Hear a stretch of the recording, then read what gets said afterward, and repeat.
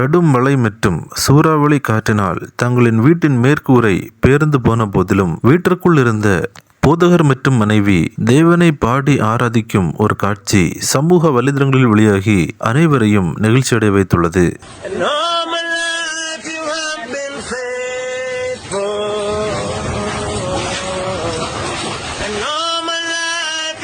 Jamaica நாட்டில் குறிப்பிட்ட ஒரு பகுதியில் போதகர் ஒருவர் தன்னுடைய குடும்பத்தாருடன் வசித்து வருகிறார். இந்நிலையில் திடீரென்று அவர்கள் இருந்த பகுதியில் கனமழை மற்றும் மிகப்பெரிய அளவில் சூறாவளி காற்று வீசியது. இதன் காரணமாக போதகர் வசித்து வந்த வீட்டின் மேற்கூரை காற்றில் பறந்து சென்றது.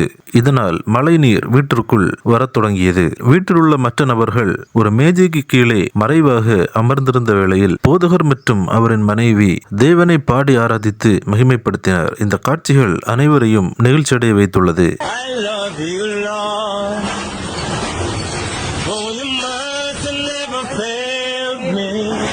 இந்த காட்சி தற்போது சமூக வலைதளங்களில் வேகமாய் பரவி வருகிறது. கிறிஸ்துவுக்குள் பிரியமானவர்களே, இந்த தகவலை தவறாமல் உங்கள் நண்பர்களுக்கும் பகிருங்கள். எங்களோடு இணைந்து பயணிக்க இந்த சேனலை சப்ஸ்கிரைப் செய்து கொள்ளுங்கள். தேவன் தாமே உங்களை ஆசீர்வதிப்பாராக. ஆமென்.